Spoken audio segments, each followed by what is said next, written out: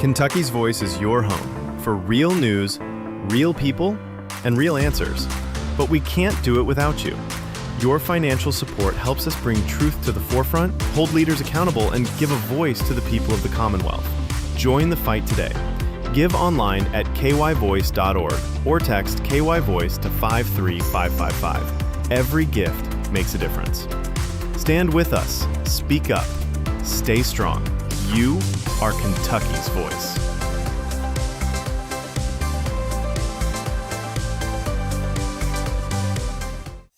Are you ready to stand for truth? Kentucky is at a crossroads, and we need voices that won't back down.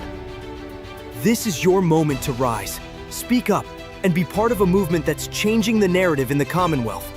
Kentucky's Voice is calling on bold citizen journalists, fearless editors, and those unafraid to speak truth in the public square. Volunteer, intern, contribute. Scan the QR code or visit kyvoice.org to join the fight. This is more than media. This is your moment. You are Kentucky's voice.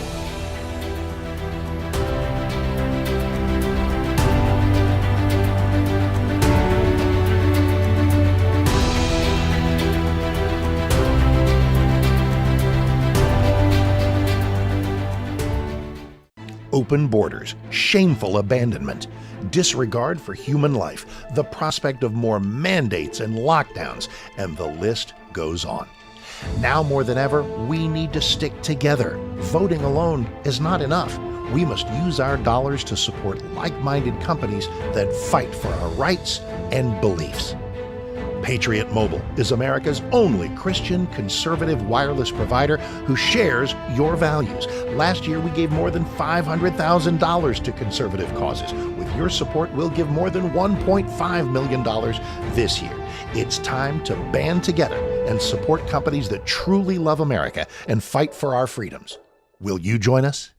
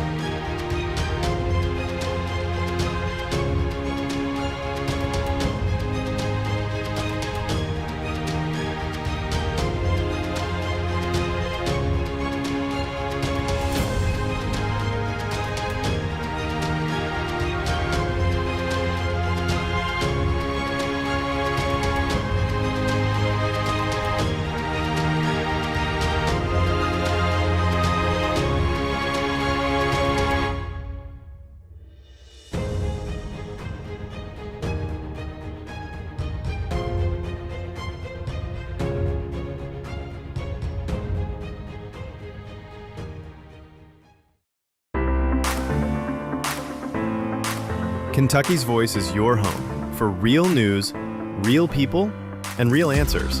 But we can't do it without you. Your financial support helps us bring truth to the forefront, hold leaders accountable, and give a voice to the people of the Commonwealth. Join the fight today. Give online at kyvoice.org or text KYVoice to 53555. Every gift makes a difference. Stand with us. Speak up. Stay strong. You are Kentucky's voice.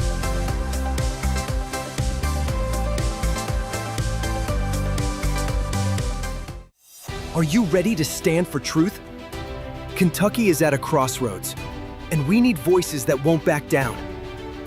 This is your moment to rise, speak up, and be part of a movement that's changing the narrative in the Commonwealth. Kentucky's Voice is calling on bold citizen journalists, fearless editors, and those unafraid to speak truth in the public square. Volunteer, intern, contribute. Scan the QR code or visit kyvoice.org to join the fight. This is more than media. This is your moment. You are Kentucky's voice.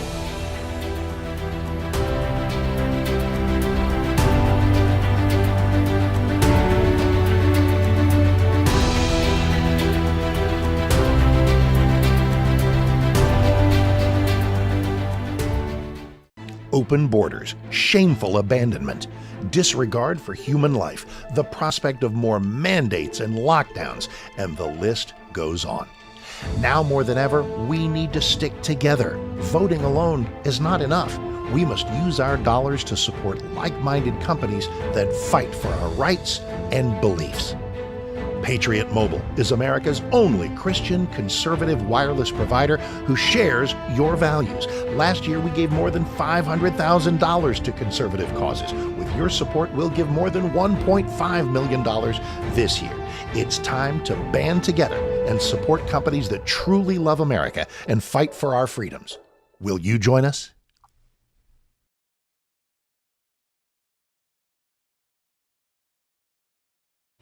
This is Kentucky's Voice Radio, covering the latest state and local issues with Tom Fallbush, Bob Scott, and Jim Waters. And good morning, Kentucky. You're listening to Kentucky's Voice, and this is the Tom and Bob Show coming to you live. And it's another great morning here in the Commonwealth, despite the rain. We're endeavoring to bring some clarity, some truth, and some good old-fashioned common sense to the headlines that affect your life. I'm your host today, Bob Scott, and we've got a packed 5-segment lineup for you today. My co-host, Tom Fallbush, is in the studio, and we are absolutely 100% ready to roll. If you have a comment or a thought, that you can text us at 502-571-0970. Again, that text line number is 502-571-0970. Let's get right into the stories shaping America and shaping our Commonwealth, because this is what matters to you. And if it matters to you, it absolutely matters to us. We begin this morning with a somber update from the National Transportation Safety Board. The NTSB has released its preliminary findings on UPS Flight 2976. The tragic crash that took the lives of 3 crew members and 11 people on the ground and left 23 others injured. The report does shed new light on what went wrong, what warnings were missed, and what systemic failures might have contributed to the devastating event. Please play clip 0. Also breaking at this hour, the National Transportation Safety Board releasing a preliminary report into that deadly UPS plane crash in Louisville that you see video of there. It was truly horrifying, and it is revealing some truly stunning failures. Welcome back to a new hour of America Reports. I'm John Roberts in Washington. That crash is just unbelievable. It's hard to watch. John, I'm Sandra Smith in New York. So it all happened earlier this month. You'll remember that UPS jet crashing after takeoff from Louisville's airport, killing all 3 pilots and 11 people on the ground. And now, newly released surveillance images show the moment that the left engine ripped away from the wing. Our correspondent Garrett Tunney has been combing over the new info. Garrett, you were on the ground in Louisville just hours after this crash. So what now are we learning? Well, Sandra, that engine that flew off the UPS cargo plane is giving investigators a lot of important answers as to what may have caused this crash. You can see in these surveillance images that you mentioned, the MD-11 aircraft's left engine catching fire and then flying off and over the plane during takeoff. Well, investigators found that a piece of the aircraft, the lug, which helps the engine stay attached to the wing, had fatigue cracks in multiple areas, as well as areas of overstress failure, meaning this metal had likely been slowly cracking before it eventually snapped during takeoff on this flight. And Tom, based on this preliminary report, what stands out as the most significant contributing factor to this crash to you? Well, it looks like a lug that broke off the plane. Mr. Producer, I've got the still shots of these up if you want to put up on the screen, but you can see the engine as it's actually what's interesting, the first frame, this plane is actually off the ground. It's actually taking off the ground here. You can see it right here. There's about a foot or about 2 or 3 feet off the ground. Then you can see this engine sort of break away and kind of flip backwards. And so basically the thrust of the engine itself is forcing it and breaking it off the wing, flipping it over. And then, of course, when it breaks off, the fuel lines, disconnect, and of course, the flames engulf it. And here's the key thing, Bob. Yeah, here's the key thing: is this particular design, this airplane with this second engine in the back in the elevator, it's prone to ingest any sort of debris, and that's apparently what happened when this thing flipped over on top of the wing. It basically exploded in midair, right in front and roughly left of the center engine in the back, and so it was just sucking in all this debris that engine was. And so, bad design. I've never liked this plane. I never liked this triplane engine in the back thing. It's just prone to. That's what killed it. It's the two engines. It could have got off the ground and landed with the two engines. It's that second engine that died because of the debris that it ingested is what doomed these guys. And so, but just really tragic. Yeah, that's right, Tom, and 100%. Stick with us, folks. Right back with more Kentucky's Voice coming right up.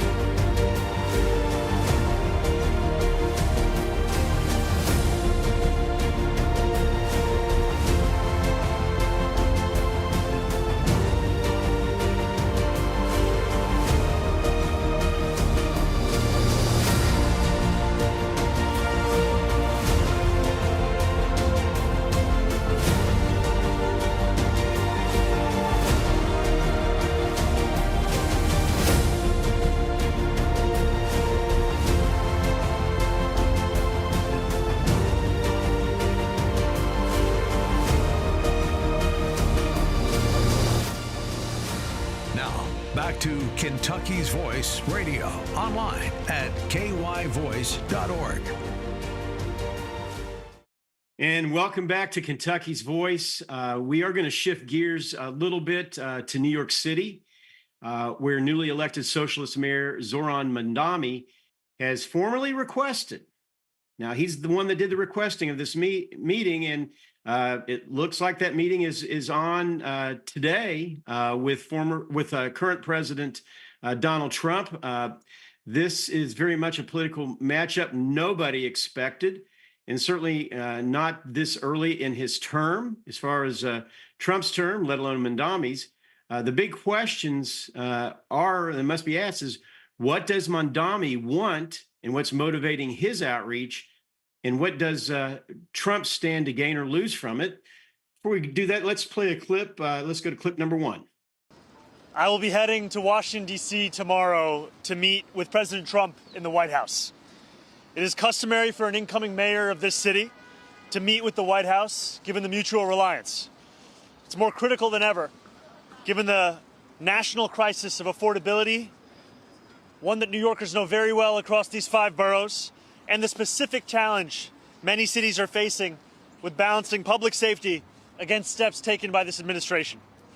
I know that for tens of thousands of New Yorkers, this meeting is between 2 very different candidates who they voted for the same reason. They wanted a leader who would take on the cost of living crisis that makes it impossible for working people to afford living in this city. My team reached out to the White House to set up this meeting because I will work with anyone to make life more affordable for the more than 8.5 million people who call this city home. I have many disagreements with the president, and I believe that we should be relentless and pursue all avenues and all meetings that could make our city affordable for every single New Yorker. I intend to make it clear to President Trump that I will work with him on any agenda that benefits New Yorkers. If an agenda hurts New Yorkers, I will also be the first to say so.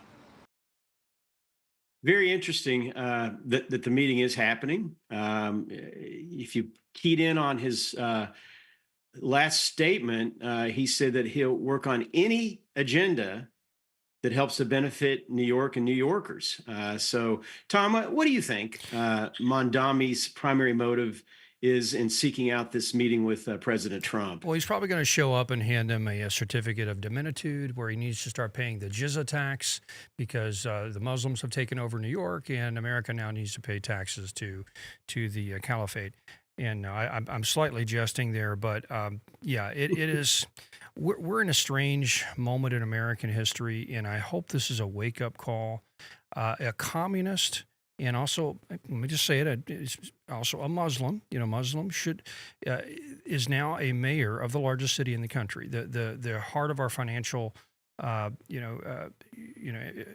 industry in this country. He's now the mayor. So why that happens? Because of overdosing on immigration. Everybody knows that. This should be a wake-up call. There's a problem. And also the left needs to get a real clear view on what's happening here. They think that, well, we can just have all these blue cities well, blue cities invite in immigration, and Islamic immigration is starting to grow. And so eventually these blue cities are going to turn into green cities. And New York is now a green city, green flag of Islam. And now and what happens is Islamic groups and populations and voter bloc, they eventually they ride on the coattails of left-wing ideas, and then they when they get power, they kick out the leftist, and just like they did in Iran. Or worse. The Shah, what did he do? The Shah came in and he killed the communists, helped get the Shah in, and as soon as the Shah got in Iran, he killed all the communists. And so that's what's going to happen to every blue city, and because of your policy of immigration, your suicidal empathy of all these immigrants deserve a chance to come into the country illegally, whatever. Well, guess what? You're going to get outvoted, outbred, and you're going to have a green city, and you're not going to like the results because guess what? They don't like LGBT. Well, and you're right. They're definitely not pro-gay in any way, shape, fashion, or form, or pro-American. Or pro-American, and it's interesting because you were talking about the Shah. Well, what happened to him? He did the same thing. He had the same thing done to him and his regime. Oh, sorry, the Shah. I meant the Ayatollah. When the Ayatollah came in, he killed, kicked out the Shah, but the Ayatollah killed the communists. Yeah. Yes. Right. Yeah. I guess I got to ask you a question. Does this signal a shift in how far left leadership, and we saw what's happened in Seattle, and there's another race that's still pending, I guess, a final call. I think it's in Minnesota right now. Does this signal that the far left cities, do they have a plan to engage with national conservative figures, or and I think I know the answer to this, or was this just a smokescreen? No, it's just a smokescreen. He's just trying to do what he can. And also, I think it's a bit ironic is Mondami, I think now that he's in office, realized he doesn't have the power to do all these socialist policies that he wants to put in. Even the governor of New York, the Democrat governor of New York, has shut him down. They said, no, you're not going to do this. We're not going to run out all the millionaires and billionaires out of New York. They pay all the taxes. And so you're not going to have free buses because all the millionaires that you're running out of Wall Street, it's going to go to Miami. They're paying the taxes, so you're not doing this stuff, Mondami. So I think he's kind of being boxed in even by his own party, as long as they still have that. But the problem is he represents this radical left socialist wing of the party that's ascendant, and so he's representative of that civil war that's going on in the Democratic Party. And so we'll see. I don't know. I mean, not much the right can do in that situation other than just hold up a mirror and say, listen, you guys you're crazy, and we're just going to let you implode your city if I don't know. I think Trump wants to box him in as well because he cares about New York, and so he's a New Yorker. So we'll see. Yeah, he's a New Yorker at heart, even though he's moved physically down to Florida. He's absolutely a New Yorker at heart. Tom, how might this meeting impact New York's city's political landscape, or I guess certainly from Trump's perspective, his national standing? Yeah. I don't know if it's going to help Trump's national standing unless he comes out and confronts him effectively and does it in a way that chastises him and shows that, hey, I'm still the boss, I'm the president. Because what can happen is you can end up platforming somebody like Mondami. Yes. And elevating him by a meeting with the president. So I kind of I question the wisdom of a lot of this. I would, because if Mondami is who he says he is, he should be just shunned out of political life. He shouldn't be meeting with anybody, honestly. So yeah, and it's interesting to see Trump's initial response to this was, to be very frank with you, gracious. When he found out that I think he was being questioned at the airport on Sunday, and he was very gracious. A lot more gracious than Trump usually is, and that really surprised me. You know, is there a strategic risk for Trump in legitimatizing a socialist mayor's outreach, or is this a smart political play? With regard to what the president, Trump's often called the guy that plays 5D chess. Is this part of that 5D chess? It could be. The one thing about Trump's style is even when he has an adversary, he tries to bring them close. What's the old adage? Keep your friends close and your enemies closer.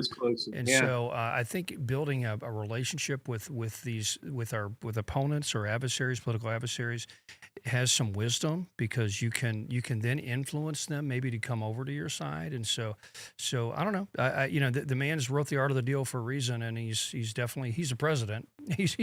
So you don't get there by being a fool with people. Yeah. I give him. Listen, I always give President Trump the benefit of the doubt until it's so clear that you need to criticize him.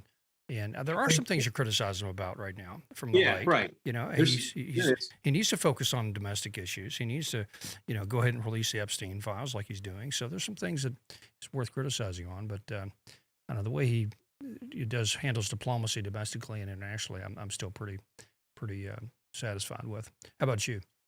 Yeah, I am too. And, and I could tell by your body language, this meeting bothers you a little bit. And I don't sound like communist. Yeah, well, I get that. Communist and somebody who's a anti-Israel, anti-Jewish Muslim. Let's just say it. Yeah, no, and that's exactly right. That's, when they tell you who they are and have been doing it a long time, guess what? That's who they usually are. That's who they are. Bob, did you see this big protest with Palestinians or pro-Palestinian protesters protesting in front of one of the largest synagogues in New York last night, out there waving flags of Palestine, saying "Death to the IDF, death to Israel," basically just intimidating Jewish New Yorkers. Listen, everybody many knows. of them voted for Mondami. Right. That's right. Yep. Yeah, exactly right. And so, it's just, we're in the Mondami era in New York. We'll see what happens. But Tom, when we come back, we need to move on to our next segment. We'll turn to a story with very massive. We've been talking about a lot on this station, folks. Massive national security implications. China is now believed to be actively probing and targeting critical infrastructures here in the United States. It's not hypothetical, it's preparation. Discussion is next. Stay tuned to listen to the next chapter of Kentucky's Voice. Are you ready to stand for truth? Kentucky is at a crossroads, and we need voices that won't back down. This is your moment to rise, speak up, and be part of a movement that's changing the narrative in the Commonwealth. Kentucky's Voice is calling on bold citizen journalists, fearless editors, and those unafraid to speak truth in the public square. Volunteer, intern, contribute. Scan the QR code or visit kyvoice.org to join the fight. This is more than media. This is your moment. You are Kentucky's voice.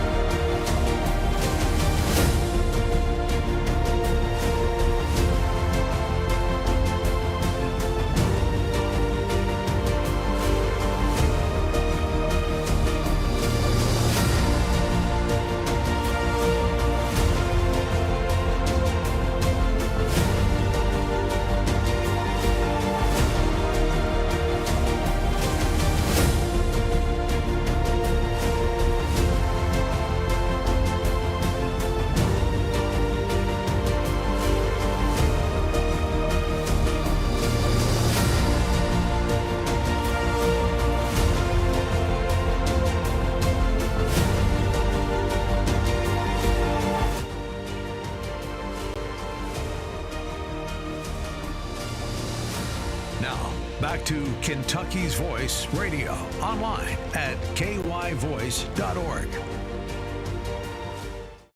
And welcome back to Kentucky's Voice. We are now going to take a very hard look at China's escalating cyber activity inside the United States. We've been talking about this a lot, folks. Some of you might be saying, Bob, why are you all beating what appears to be a dead horse? Well, let me tell you, it's not a dead horse. This is a situation that every American needs to be tuned into, mainly because intelligence analysts and military officials are warning that Chinese state-sponsored operations have been targeting key U.S. infrastructure, such as power grids, such as water systems, such as communication networks, not for random disruption, but they feel, and these are people a lot smarter than me, it's in preparation for a potential conflict scenario with the United States. We've even had folks like Scott Mann, who's been on my program. He's been crying this loud, and he's an expert, Lieutenant Colonel Scott Mann,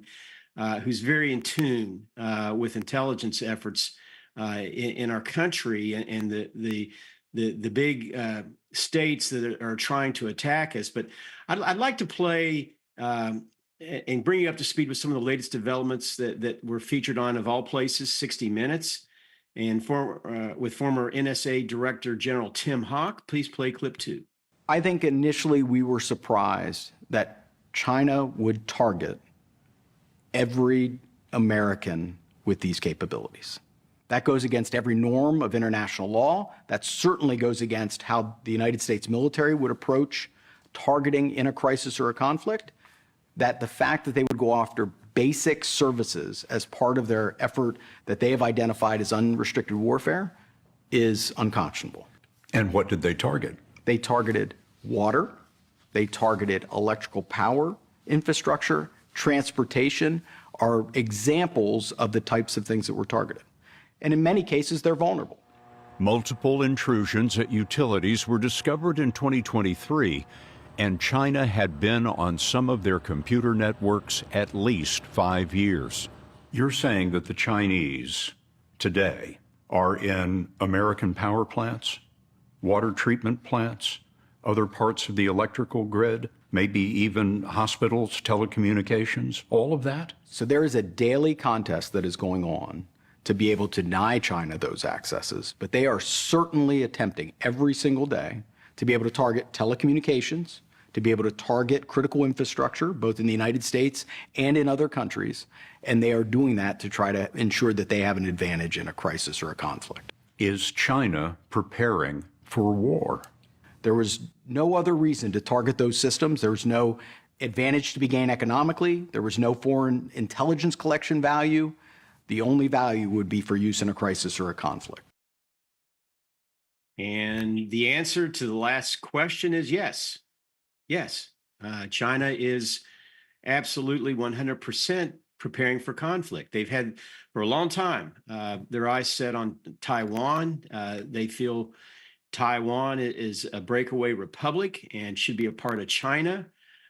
So they are absolutely 100% moving in that direction.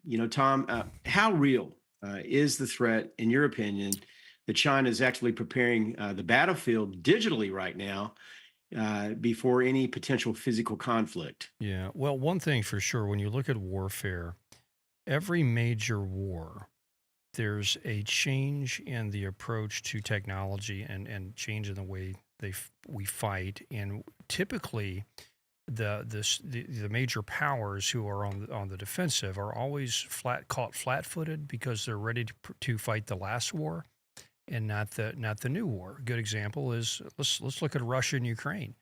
Russia and Ukraine, they started off the war fighting with tanks and infantry and airplanes. Now it's robots. Now it's drones and robots. And if you're not an expert in drone warfare, you're going to get your clock cleaned over there in Ukraine. Well, this next war with China is going to be asymmetric. It's not going to be a ship on ship, tank on tank, plane on plane fight. It's going to be cyber. It's going to be could be even biological. It could be if it's going to be total war, which is what probably they'll go to. They'll probably do everything short of nuclear, which is infrastructure. attacks, and it's gonna be put it this way: the U.S. will be the front line. It's not going to be way over in the Pacific. It'll be here. You know, our infrastructure can be shut down very easily just through the internet. And here's another thing. You know, they had you know, cloud, what is it, Cloud Bank or Cloud, whatever, that cloud group that ran all these websites. You know, they got shut down on Monday. You know, Silicon Valley needs to wake up to this, and they need to get on board with national defense. Now, some of them are, but for years they resisted, you know, getting involved in national defense issues because, oh, that's the military. It's it's icky. You know, that's the, you know, well, listen, guys, you're the target. You're the target. They're coming after you. And that whole cloud, what's the group, Cloud Stream or whatever that is, that group that got shut down Monday, knocked down half the internet on Monday. Yeah, and everybody felt that. We felt it. That's right. Yeah. So I think Silicon Valley, get engaged here, wake up, help us defend your country. You know, China is no friend. And in China, here's the thing: China's going to go one or two directions. It's going to either moderate, and they're just going to focus in on their declining birth rate and their declining economy, and just focus inward and try to deal with that, or they're going to really, you know, deal with a major economic crisis, a declining demographic. They're going to lash out and try to, in order to prevent from people rising up and overthrowing the government, which is what China does historically. The peasants revolt and they kick out the emperor. Well, what the CCP will do is they'll launch a war to distract the Chinese, and they'll say, "Hey, rally around the flag, guys! Let's go attack Taiwan." And it'll be a last. And so they might be pushed into a war because they feel like they need to, or else they'll be out of power. That sounds like a familiar technique that's happened even perhaps in our country. You know, with regard to what people call a false flag. Yeah, wag the dog. Yeah, right. Happening. In fact, folks, if you want to join in this discussion, you can do so by texting us at 502-571-0970. I bring that up because we have received one text already. It really does pertain to this conversation.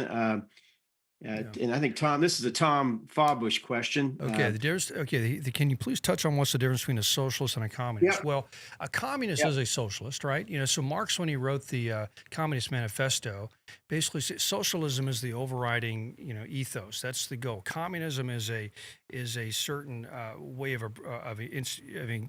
rolling out socialism, where it's authoritarian, and so it's sort of the end state of the socialist goal.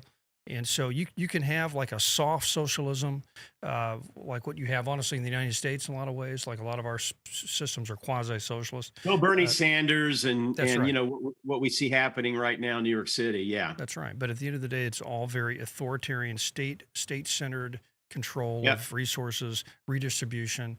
And so I guess you can say there's a bit of a continuum between socialism and communism, but it's really but at the same time, look at every communist country. Socialism is in their name, right? The USSR, Union of Socialist Soviet Republics.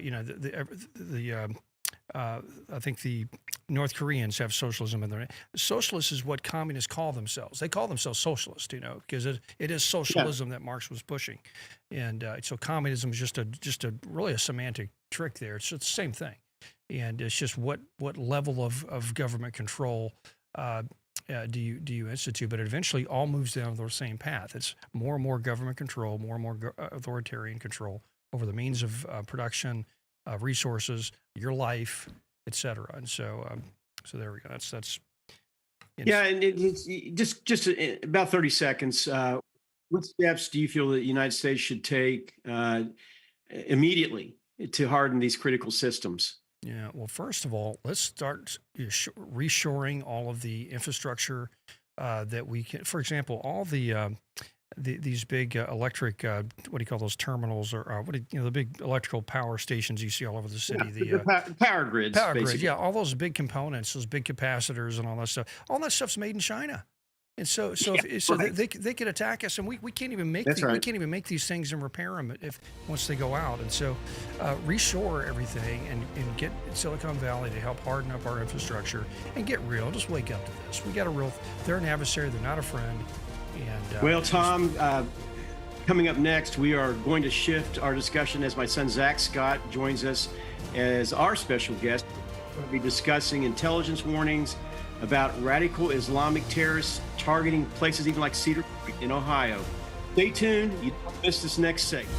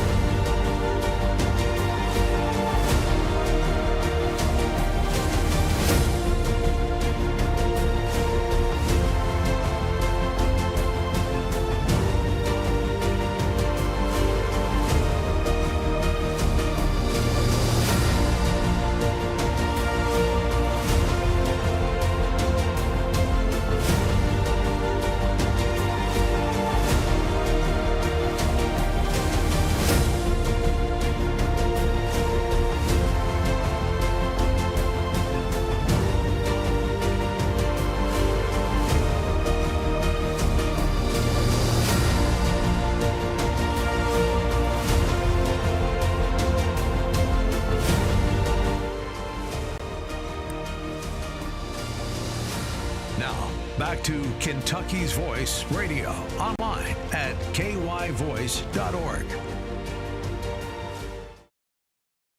And we're back. This is a very important segment to me personally. I'm joined this morning by my son, Zach Scott, who has been closely following the Islamic terrorist threat against Cedar Point Amusement Park in Ohio that has gotten virtually no national attention whatsoever. Big surprise. It has been covered locally there, but it's shocking.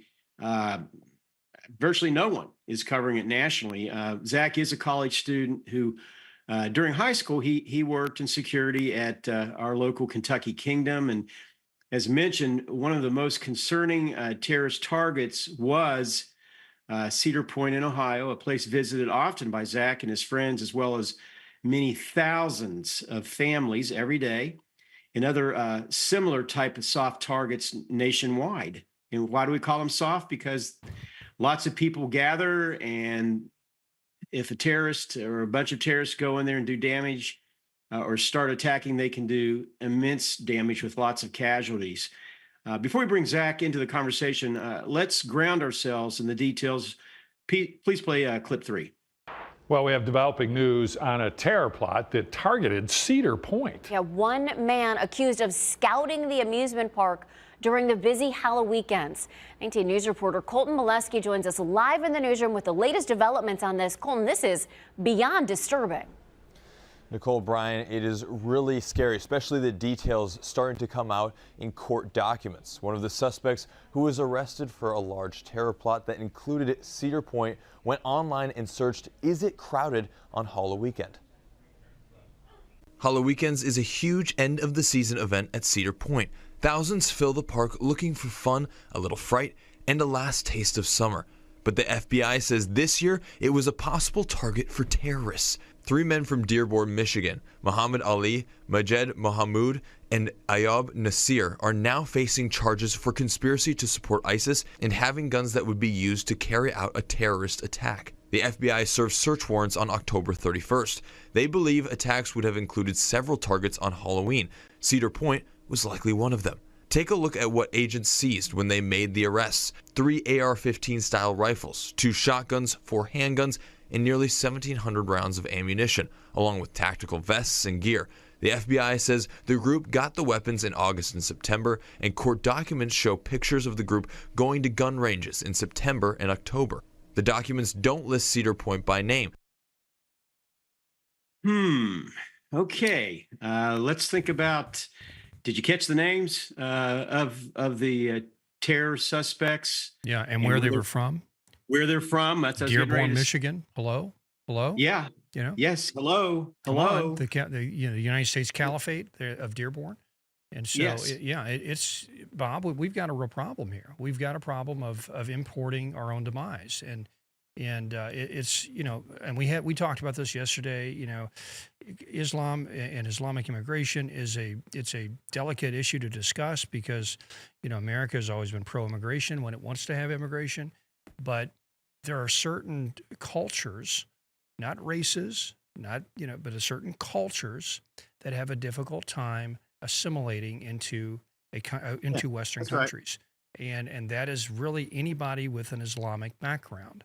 And of course, there's a continuum there of somebody that's a nominal Muslim, somebody that doesn't really pay attention to the religion, but then all the way to the continuum of somebody that really takes it seriously and who's a radical and wants to really follow Muhammad's dictates of to conquer the country.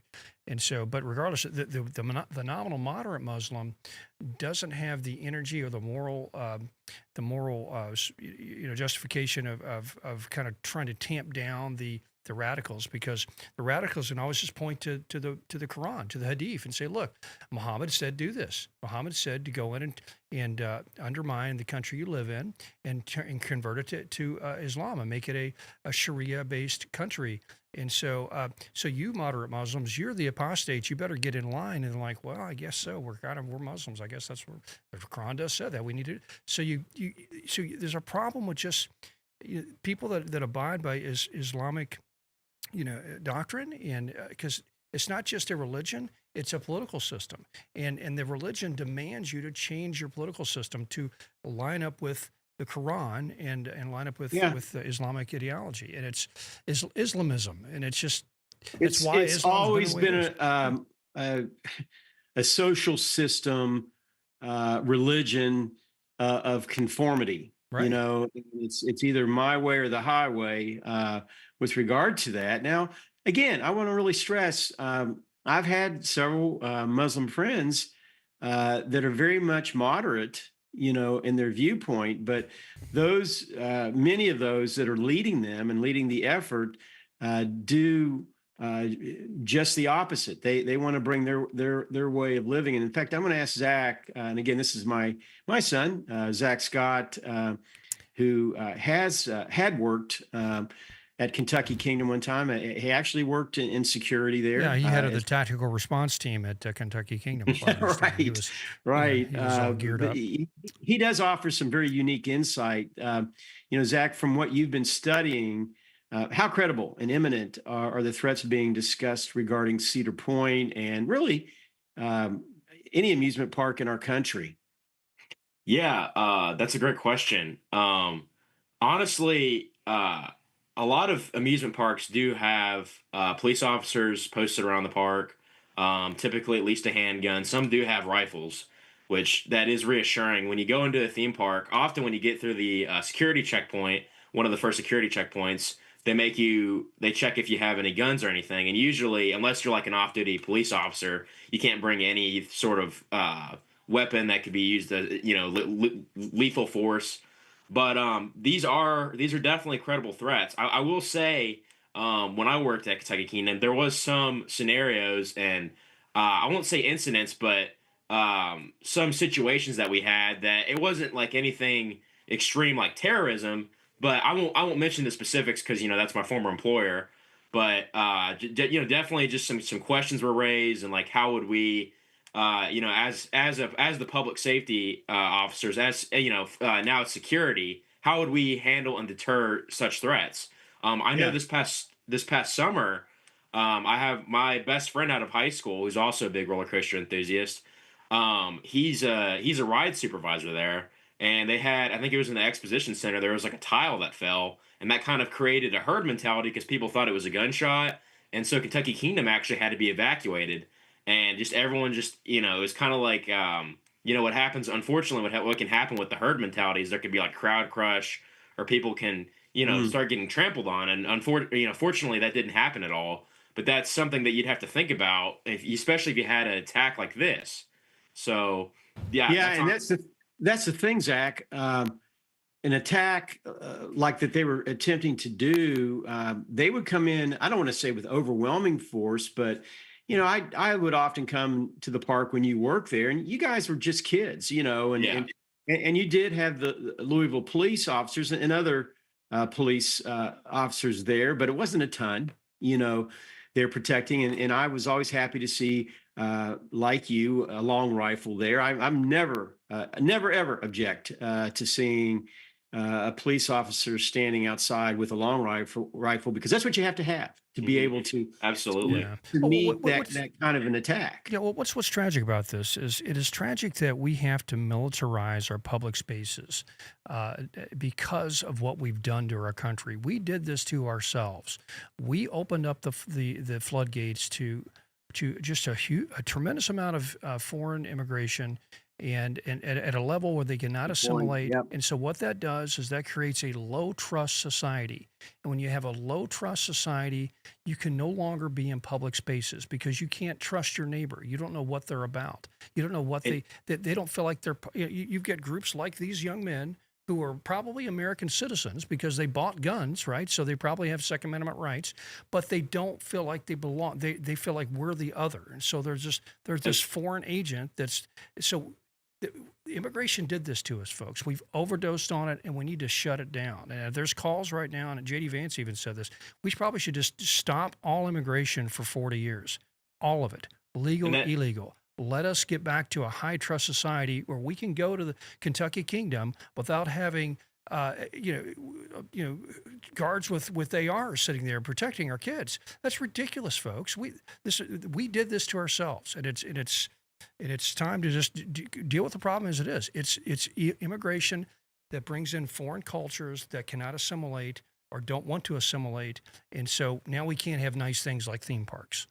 Yeah. That is truly the tragic thing is, we have this multiculturalism, and that's the great thing about America is we're a free country. We can have different cultures, but if they're not assimilating, that's an issue. And I will say another thing is, when I was first started working there, they had just added metal detectors, and then now they have these high-tech, fancy AI detectors. But it's just a shame that you even have to have these procedures and these steps in place because you don't know if someone's going to grab a gun and start trying to shoot people in the name of jihad, or if they're mentally ill.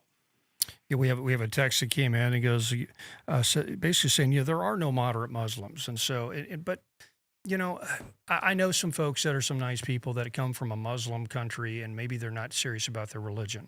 But the problem is you can't separate those folks from people that turn serious about their faith.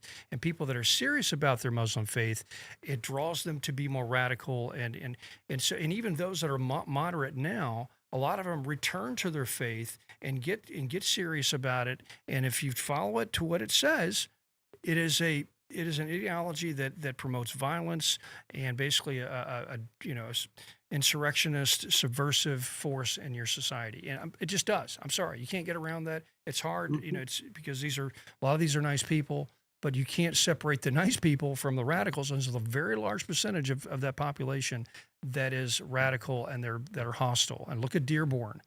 Just go all the stories about Dearborn. So anyway, guys, we got 30 seconds left. Sorry. Yeah, and in fact, and Zach, thank you for giving that your great insight.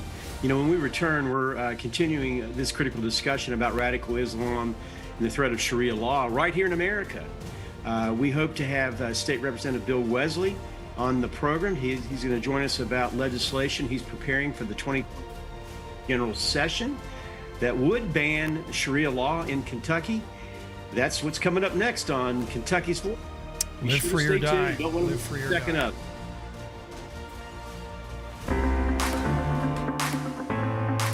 Kentucky's Voice is your home for real news, real people, and real answers. But we can't do it without you. Your financial support helps us bring truth to the forefront, hold leaders accountable, and give a voice to the people of the Commonwealth. Join the fight today. Give online at kyvoice.org or text KYVoice to 53555. Every gift makes a difference. Stand with us. Speak up. Stay strong. You are Kentucky's voice.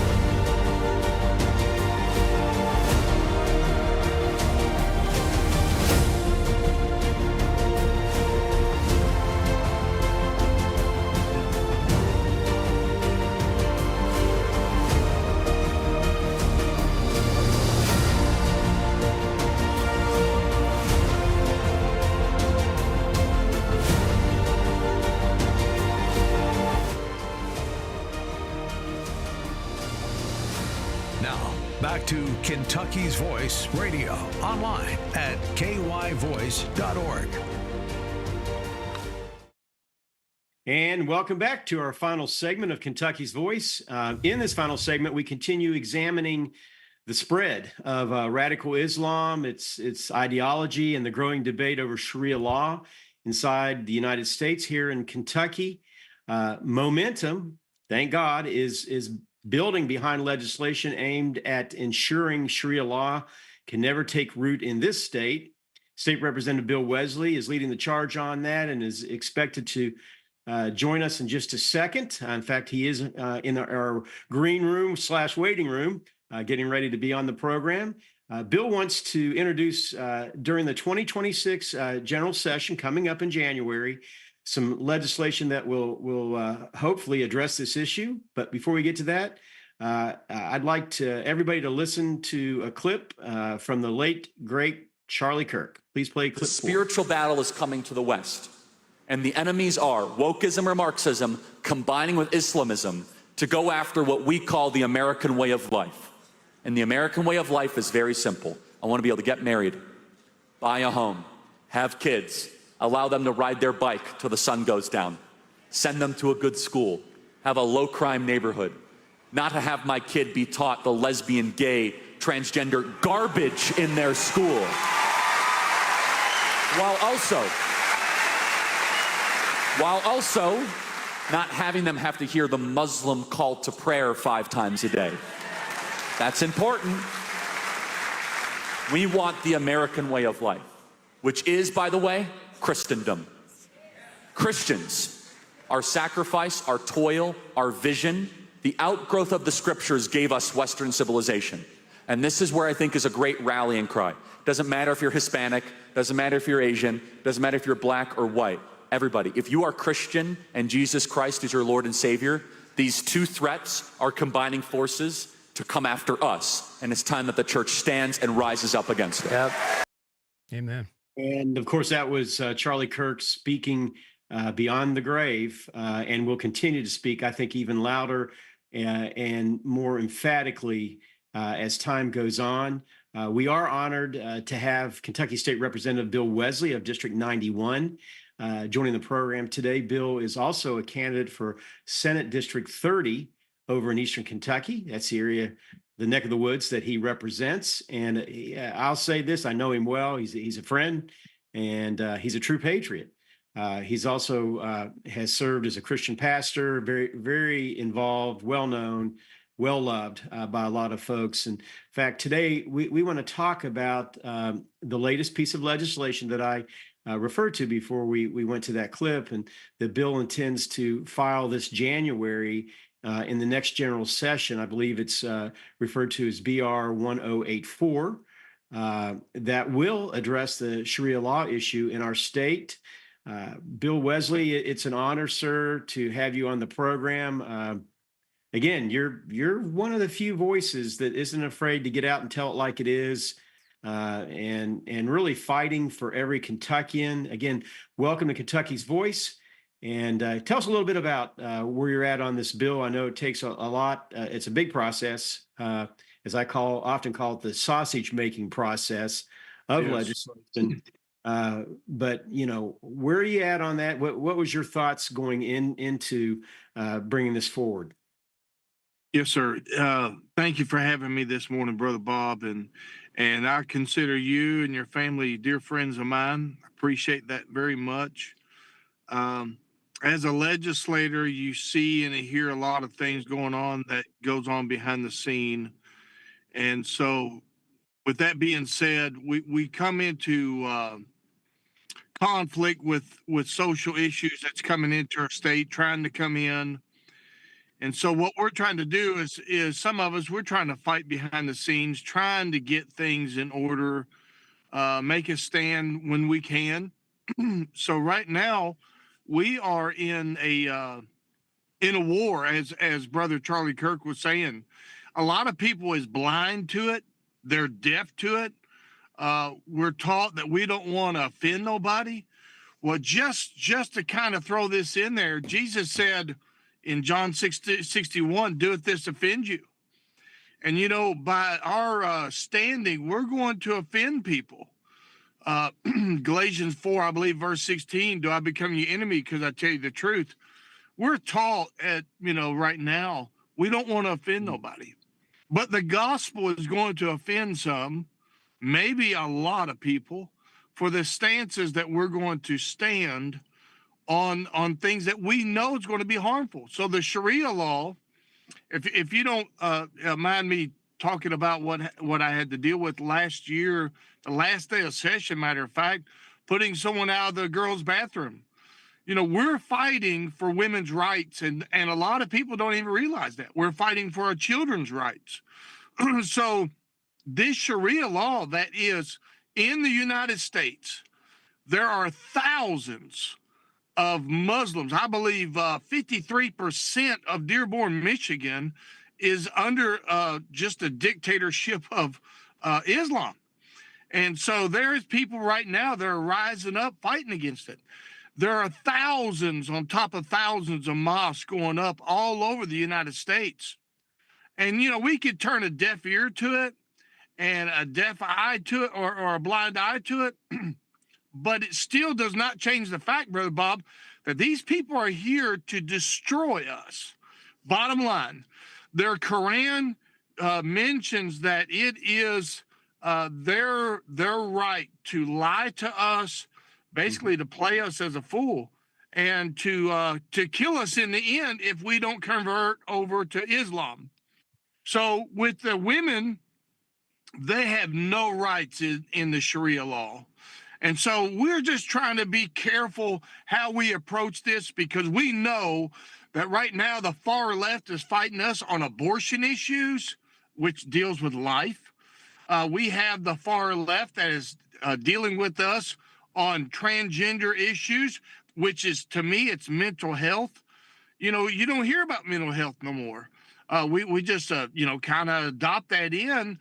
But there's a problem when we got a grown man fighting us to get into a woman's bathroom or their privacy. And so I'm going to stand up and I'm going to fight them. I'm going to fight against them. I believe we got some good people up there at the House. This next election is going to turn over a lot of things that needs to be turned over. And we need to fight this before it gets fully going in Kentucky. Tom? No, Bill, Representative Wesley, thanks for being on the show. And, in Sharia, it's a complicated topic, because what the Muslims are saying is, like, we just want an alternative legal system that we can operate within our own little culture. And we want to not go through American courts to settle disputes. We want to go through our own courts and deal with, and kind of like an arbitration situation. So, on the first glance, it sounds, well, okay, well, that's nice. Maybe that'll lighten up our court load or whatever. Let them work it out amongst themselves. But what it's actually doing, Bill, and I think you recognize this, it's creating a separate culture, a separate nation within the nation. Yes. And so it is. And so it's basically creating this enclave, this ethnic enclave that is purposely separatist, with the goal of basically growing to the point where they then take over the political system, just like what they did in Dearborn, Michigan. And so 55% of the population now Muslim, and they're changing the street names. They got calls to prayer like all day long. It is just like you're in the Middle East. And it's, and now they're not rounding up Christians yet and throwing a demi tax on everybody yet, but that's what the culture does eventually. And if you go to, listen, if you wouldn't live in Saudi Arabia, then you wouldn't want that culture to thrive in America. You wouldn't want your city to become like a city in Saudi Arabia. And so that's so anyway, what are your just some thoughts on that approach? Yes, sir. I would love to have you come up and testify with me when we tackle this on the House level and Senate, if you would. Let's do it. You pray about that. Absolutely. And, but on another side, and we can even probably have you come on Zoom if you can't make it to the Capitol. This is an issue, and a lot of people is not seeing it. And I believe that there's a lot of people that has been woke up spiritually. But to be honest, we need more people to stand up and fight with us. Yeah. Because a lot of issues, a lot of people thinks, well, I just ain't gonna say nothing to anything or anybody. Right. I don't want to be called a And- racist. I don't want to be called. Yeah, Well, Islam's not a race. It's an ideology. It's a religious system, right? And so that's what people need to get their head around. This is not. We're not attacking these people for being just human beings. We're attacking the ideology that they've subscribed to, that they want to act on and act on politically. And so, and their will of instituting Sharia shows their ultimate goal. They want to separate from American culture and then eventually supplant American culture. And they will do that with just what's happening in Europe. Europe is about, 20 years ahead of us. And they're, and listen, I'm sure you've seen this, Representative Bill.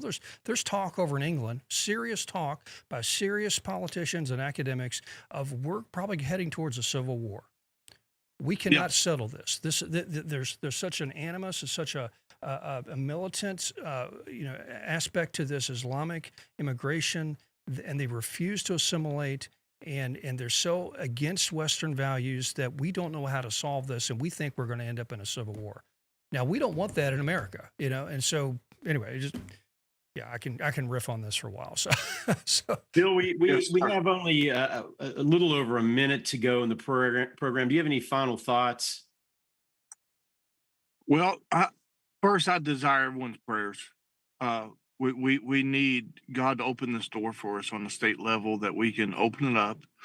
You look at the Governor Abbott over in Texas. He's fighting this head on. Yeah. And man, we know that our governor here is not going to do that. And so we need our leadership on the House and Senate to accept this, that we can put a block here. Let's not wait till this gets blown out of proportion. Right. Like the brother just said, what's happening in not just near Dearborn, Michigan, but other places. It's going to cause a civil war if we're not cautious. And so, some things they want to wait till it escalates and then gets worse. We got to put the brakes on this now. That's right. We got to stop this. Bill Wesley, thank you for those final words. Thank you for being on the show today. It's always an honor to have you on our program. As always, our mission is simple: inform, protect, and empower the people of this great Commonwealth with truth and clarity. Thank you for spending your morning with us. Voice will return Monday at 11 a.m. Until then, stay safe, stay strong, stay vigilant. Have a blessed day, Kentucky. We love you.